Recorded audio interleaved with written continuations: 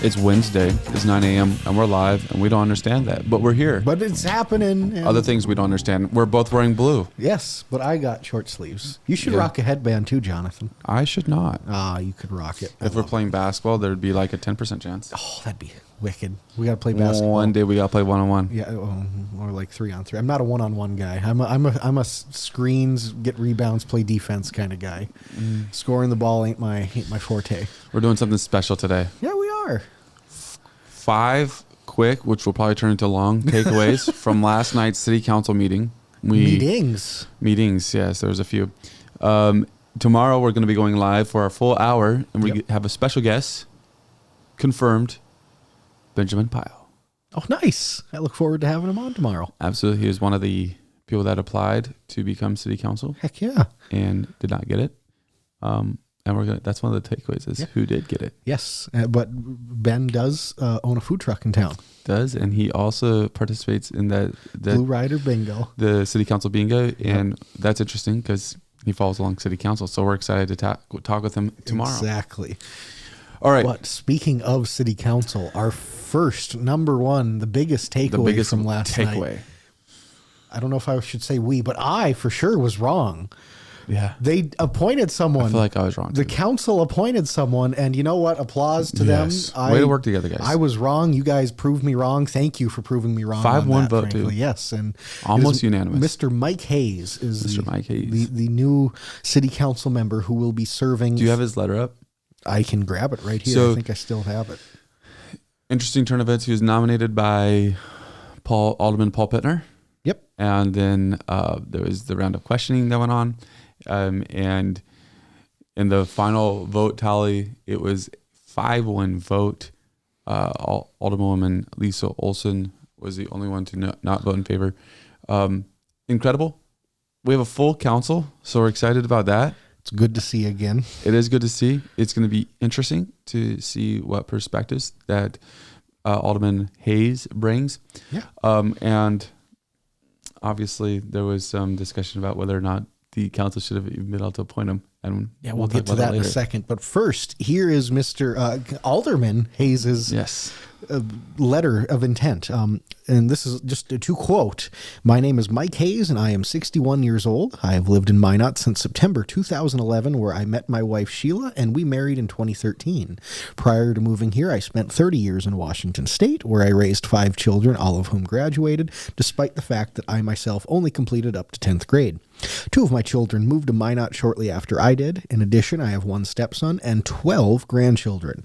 I'm a mason by trade and have worked in house construction from the ground up for the past 30 years, as well as being involved in some development projects in both Washington and Minot.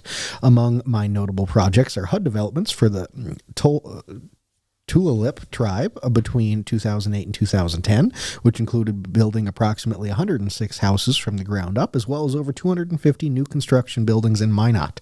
In the spring of 2025, my wife and I decided to retire and enjoy life from a business we started together in 2016.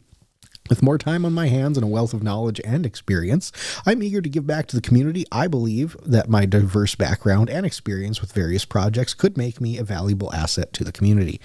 And he now is that valuable asset to the community. He is.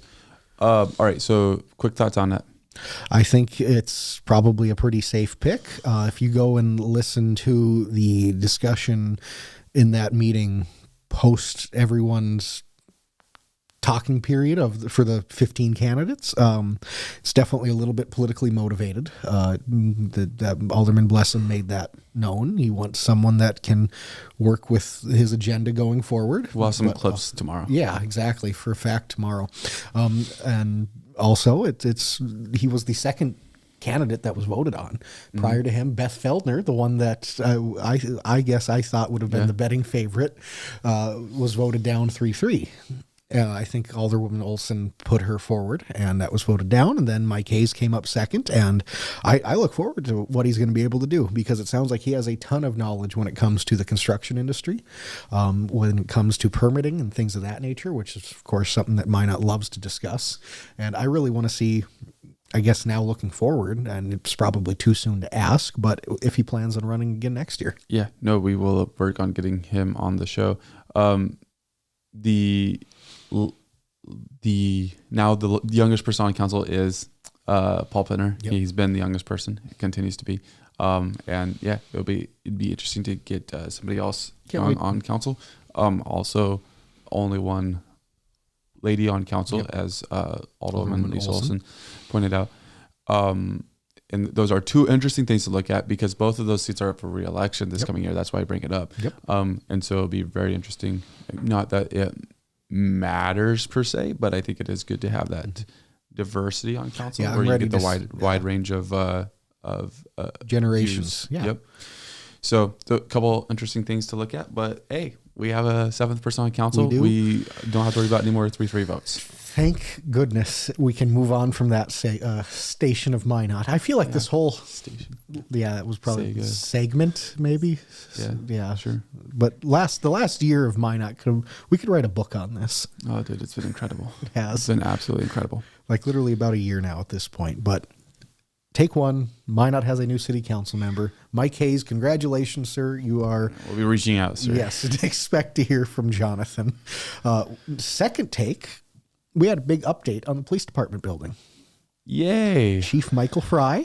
Take two. Yes, he came forward and gave a nice presentation about the 5 phases that are going to come in this preliminarily proposed reconstruction phase of the current police department building. Hey, probably one of the biggest news that we found out about this is there's actually a warranty that's going to cover the roof. Yeah, that's wild. So it's one of the biggest. September 2nd. We found out that there was a warranty. Yeah. I don't know if that had been mentioned prior, but it sounds the way Chief Fry was making it sound is that the roof should be covered under said warranty. And that's probably 6 or 7 figure costs that Minot won't have to foot anymore, outside of maybe some minor admin stuff to it. And $14 million, though, will still be the cost to get the renovations done. Yeah. It's a 5-phase project over a couple of year period. And again, nothing's technically approved on it to begin construction yet. There's still a couple more architectural phases that have to go forward with it.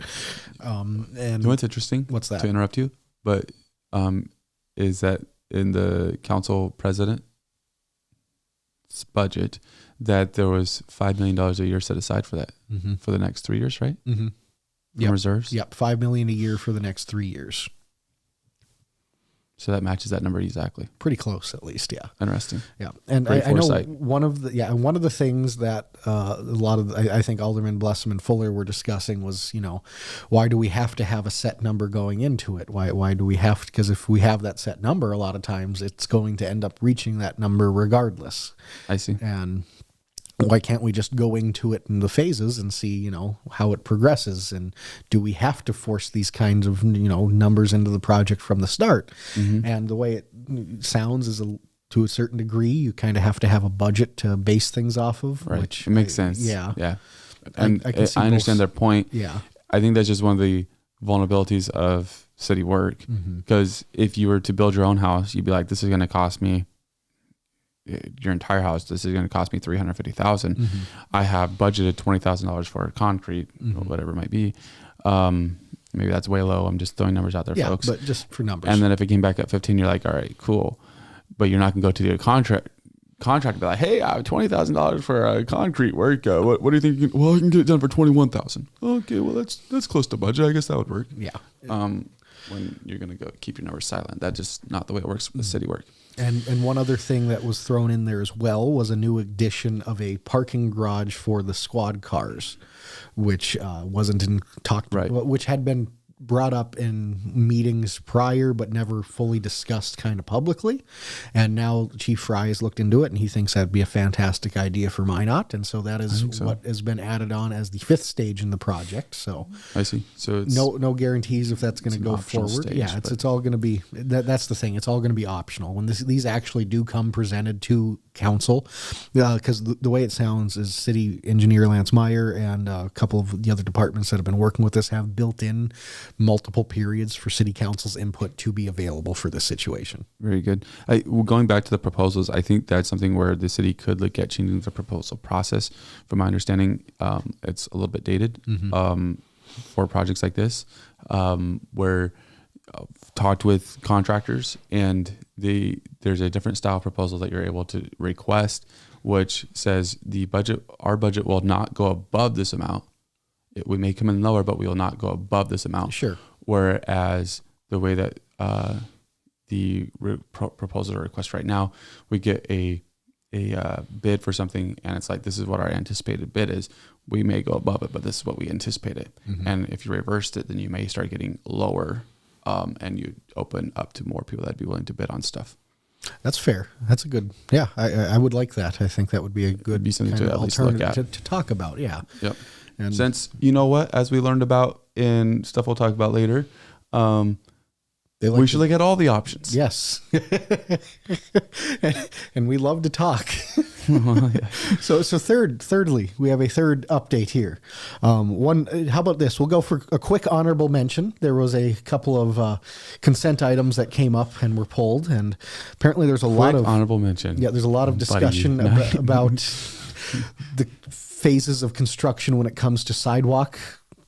Gotcha. And around Washington School. So that was, if you're interested in 30 minutes on sidewalk construction, that's a great conversation there. But our third point, we have an update on the city manager search. Hey, this is big. Yep. City manager search update. Out of the 53 applicants that... Did you apply? I did not. Okay. No, not for that. No. Of the 53 applicants that applied for the city manager's position, the HR director has identified the 14 best qualified candidates for it. And now the mayor and the city council president are going to get together and start screening and interviewing those 14 so they can narrow it down to 3. And then those 3 are going to go and be interviewed before the whole city council. The reason why we wouldn't have all 14 candidates going before the whole city council is because then that would make them all liable to an open records request. So this allows the 14 to stay... let things be narrowed down, make sure they are fully committed to wanting this. Yep. And then the 3 will then be open. The public will get to see those interviews, obviously, but then also there'd be an open records request. They'd be able to be done on their application, which is vulnerable for those candidates. Yep. And so that's just part of the whole screening process for the people that are applying and trying to help with that situation. Because if you do have a quorum of council members at that point, it has to be a public process. So that's why they're sticking with just the mayor and city council president at this point. The garage has been discussed publicly, just not broadcast widely by media. Hey, we're sorry about that. Yeah. Shortly after the PD was given the old city hall, several community members had meetings with PD and to discuss. Yeah, and I know it was on, or it was held in a few different meetings with that. Yeah, Yeah, but like you said, media-wise, publicly, it hasn't been really discussed about. So, 3 big ones. Fourth, this is an interesting one that you brought a tidbit up on yesterday's show. Oh, no. Yeah, so there was a petition that was submitted for a special election to happen. Caught wind of this, I think, like over the weekend kind of thing. Yeah, Monday for sure. And... denied. Just to be short and blunt with it, yes. So basically, we went through this last night, but there is a viewpoint, and this is something that had already been brought up 2 weeks ago at a previous city council meeting. So that's important that this has already been out there. There was a memo that was out there by the city saying, hey, we are the modern city council. And so there's nothing in Century Code about you being able to file a petition for a special election under a modern city council. And so therefore a petition came forward and they decided not to go with it. This is contrasting earlier this year when there was something done for mayor. And the reason given a couple weeks ago was, and in my mind, it felt like revisionist history, because at the time it was very clearly said that, hey, if we get a petition, then we have to go with it. There just was not the awareness around it, is what it feels like. If there was the awareness, it was never expressed that there was awareness, that they didn't have to do this, that they were just simply trying to follow the will of the people. And so this time they're not going to allow the special election to happen. And I mean, personally, I think that's great. Yeah. Like, I didn't want a special election, to be clear. Don't need an election, it's still in December. There's two different storylines here. Should we have a special election? No. Should we follow process? Yes. So it's just making sure that those processes are followed to a T. Yeah, at that point. And we've discussed this a little bit prior, but again, just for full recap, over the summer when the city had both been doing some digging themselves and also after meeting with the League of Cities that we're a part of, rediscovered, whatever the right term for it is, that Minot is a modern council rather than just a regular council form of government. And that's when they were able to see the century code and how it differed for each government type. Right. And now we're here and we don't have to allow the petition. Yeah. So the petition is submitted. Yep. And it is taken. The way that was said at council yesterday is we could go back and decide we want to do that, which is really weird. Isn't that? A little odd. Yeah. So how does that work? Or even like they could still, it would be, I guess, akin to what happened 3 years ago when Roscoe Striley was appointed and then they held an election for. Right. Wasn't that at the onset that was determined? I believe so. But I guess in theory they could still call for it at this stage, so long as that election takes more than 6 months before the June election. Yeah. It feels like it would be. Why can't they? Can they do that for any city council member? Like my question is, why can they do it for just that one seat? I guess because it was vacated and the appointment can. Well, it's all based off the appointment of when they're appointed for. If they're appointed to serve the rest of the term or till the next election. Yeah. And so I guess at this point it is within their purview to call for a special election if they choose. That's something, honestly, and I'm asking questions I really have, and Kyler's trying his best to answer them, and he's giving it a shot. Doing a good job. But that's stuff that we're going to be looking into more. Yeah, I'm not an attorney. Don't take this as legal fact and the most concrete of stuff, but to the best of my knowledge. Waters are a little muddy there, though. Yes. Though I think it is clear that there is not the necessity for the special election. It is. The city feels very confident and strong about that. The city has all of the faith in that being the answer. Right. That is not muddy. Yeah. Number five. Number five. Yes. So the special petition came within the personal appearances. And so you feel like council's getting ready to wrap up.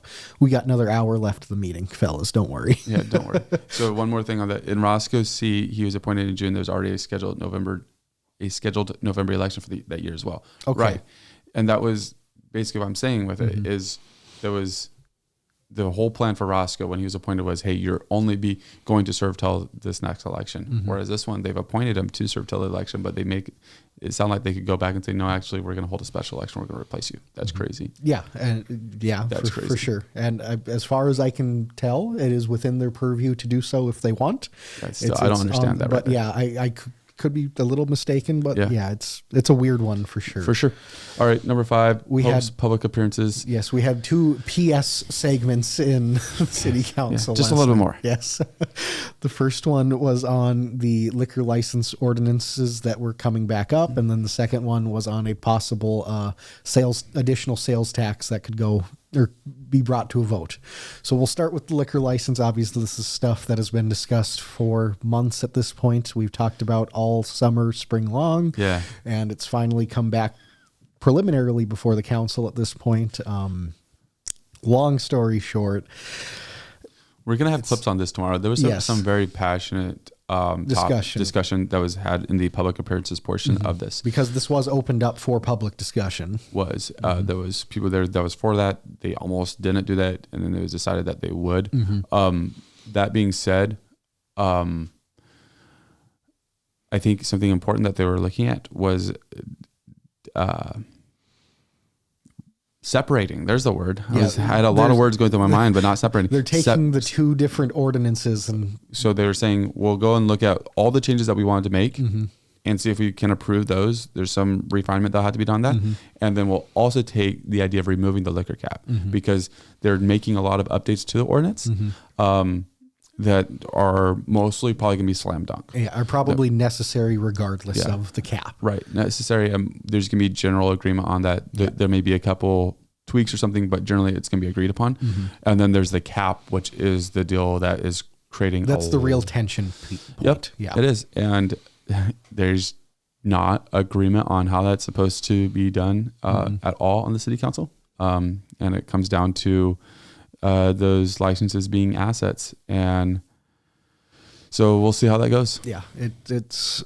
I think from our opinions, what we've discussed, or at least from what we've discussed, my opinion going into this is that they probably are assets at this point, and if you do remove it, you probably need to compensate them in some way. But again, my thought, and I don't think this is even a proposal that's on the table, but just expand the cap, and this largely goes away. Which is incredible to me. If you want to get into the middle of this, which why not? Let's fight at least once on the show. Let's give it a little bit here, huh? So it's all right for us to go and weaken the asset. We can dilute the asset. We just can't remove it. I guess at that point, yes, because you don't have to directly compensate anyone. That's messed up. A little bit. I can see where you're coming from. I'd be just as upset if I was an owner. It's such a compromise move to go and try to get around some legalese. When the fact of the matter is you're just diluting the asset that I have. Yes, I agree. So on a personal level, I would rather there not be a cap period and it be free market determine it. However, I don't want to see the city of Minot have to pay out $2-3 million across the board to these business owners. I'm just saying, from a legal standpoint, though, it seems like you should still be able to get a lawsuit against that. There's probably. That's the whole reason why there's so much care being done with this, is to figure out the way that everyone's happy and to avoid any lawsuits. Yeah, I mean, and that's one thing. There's 14 people that have different liquor license owners around town that have banded together and have legal representation. And that legal representation was at the city council meeting last night. So right. I don't know what the best resolution is on this one. I know that I've stated some views on it in the past. I'd have to go look them up, see what my views are on this. Mine have stayed the same on this. I know it. Yeah, I'm pretty sure that I've been in the line that there's got to be a way. I don't view them fully as an asset. I believe that's where I've stood on this, and I feel like I'm mostly in that same boat. But I'm not. I don't think I've ever been fully firm on that. It's fair. Well, I don't see them as an asset. Well, here's the deal. I think there's varying aspects to this, and there was really great clarification that was given on this. If you want to be said by one of the council people, if you want to said by in the public appearances, if you want to be paid on this, I don't care what your private sale was. And that's the part that has really frustrated me the most of it, is people are bringing in these numbers that are very high, and it's a private sale, private transfer of a license. It's like, good, that's your decision. Yeah, that was not a decision made by the city. Yeah, the only thing that should be reimbursed is the amount of money that the city got paid directly. Sure. So if you got your license for free because you're annexed in, you don't get a payout. That's ridiculous that somehow now you would get a payout for it, because that's not what we're talking about. If you paid a lower amount back in the day, you don't get as large of a payout. Sure. So I feel like that part, because everything that we've seen so far has been just a blanket number. Yeah, no, that's fair. So if we're going to go down that path, I see that being the only path that makes sense in my mind. I believe I could be swayed probably, but at this point, that's the only path that makes sense. Yeah. And they're still working on that one. They're still working on it, and it's so contentious. That's why I had to be divided up. I think that's great. Yeah, I think that's the best move. You get the things out of the way that you generally and largely know are going to pass, and then you can really hammer home on that one really big contentious issue. Yeah. And then that was followed up by a presentation by Alderman Paul Pittner on what his new half-cent sales tax proposal would look like. And just as we were finishing up on the alcohol one, we are going to have clips on that one tomorrow too. Public appearances. Melissa Wright, local owner of Arnie's 2.0, she had some very strong words about it, and they were heartfelt, great. I mean, good for her for saying it. We're going to probably play like Mike Hayes's little mini interview that he did when he came back up tomorrow too, kind of thing. So just on a couple of those little clips there. But yes, anyways, to the sales tax proposal, just surface level, there's two of them. You have, I guess, proposal A, which was Paul Pittner's, where the half-cent sales tax is added on top, and where it pretty much fully is able to remove and the property tax funding that goes into the public's or the emergency service. Let's be very clear. When we say added on top, that means an additional. So the Minot sales tax goes from 7.5% to 8%. Right. And then you had the B, proposal B, I guess, that was effectively Alderman Fuller's proposal that alters the current penny, one of the current pennies that we have to use, in which it goes from being a 50% split up three different ways into economic development, tax relief, and like some kind of maintenance stuff, I think. It gets swapped into largely emergency services at that point. And so much of it is pretty much Pittner saying like, hey, if we end up not going this route, we're going to end up the route of, projects B. If we do go this route, we're going to end up losing out on a lot of potential projects that we have, right, whether it be economic development, different kinds of maintenance things that he was talking about. And then the counter argument to that is maybe some of these things aren't necessary, or they could be funded in a different way themselves at that point. Right. Yeah. It basically, the conversation whittled down to really what we're fighting about is, should economic development be removed from the sales tax pennies? Effectively, that's what it boils down to. That's what because some of those other projects can be paid out of the general fund, etc. It is more nuanced than that. We'll get into more of the depths tomorrow, but generally speaking, that's kind of where this falls. They agreed on that. Yeah. At the Dias, they agreed on that. Again, there's some amazing clips from that area too. That last 45 minutes was a trip last night. And we'll have those clips for you tomorrow. But the important thing is that, like you said, this is something that is going to eventually come up for a public discussion, a public hearing. And for certain, this will be allowed to be spoken on at the next meeting, September 15th. See, they weren't clear on that. And I know that there was contention about that when it was suggested. So I guess just because of it being a budgetary hearing, there will be time, if you wish to speak on this, it will be accepted at that point. There's not, it's just, will there be a specific time just for this conversation? I don't know. Maybe. But yeah, so definitely if you have some thoughts on it, definitely bring them there. Yep. They're hoping for a packed room into the hallway as mentioned. Yeah. So show up and give some thoughts on the budget. Give some thoughts on the sales tax issue, whether or not you would want to see an additional 0.5%, which is being 1% is being voted on in Dickinson, I believe. And it was Bismarck or Mandan that already passed this concept. So it's something that's going on around the state, which is not a reason for Minot to jump into the fray. That does not mean that it's the right move. It is interesting with the idea of just repurposing what we have. Darrell says this is the exact reason, referring to the alcohol ordinance cap, the exact reason government restrictions and involvement in overregulation of business or business opportunities should have never been and needs to go away. And fair. Yeah, when it comes to that, I think I'm pretty much in agreement. Yeah, on principle, this is something that should never have been, but because of, post, when alcohol was outlawed, prohibition. There we go. I was thinking of a different word. But since the post-prohibition era, when alcohol was finally brought back into the fray, and this was brought to help kind of keep that tone down. I feel like at this point it's pointless, but we've been stuck with it for so long now. There was trying to dig out. There was a suggestion just to kind of remove the licenses completely, and I don't know that I'm on board with that. Sure. I don't know that I'm on board with that. I mean, it opens up a different bag of worms then too, but how do you feel about that? Because you're kind of avoiding it, honestly. I'm indifferent as of right now. Yeah. There's parts I like and there's parts I don't like. I mean, free market aspect of it I love. Well, but you can still you don't have to have you can issue them for $10. Yeah, that's true. Yeah, it can be something that anyone can get, but you still have to apply for said thing. And then you have to be approved. Yes. And so this is what was brought up at council was a friend of the show, Travis Zablotny, public appearances, said, you have the law that should be able to enforce this. And you do. And I'm not totally familiar with the law on this stuff.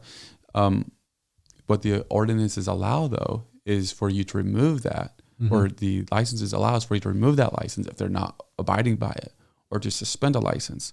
And where the law is going to say, hey, you're wrong for doing this, do they have the power to actually shut it down? Does the police have the power to go into a business and shut it down because they're not following? Or is that something that the license allows to be taken away? That'd be my question on it. That's fair. And that's a fair question to have.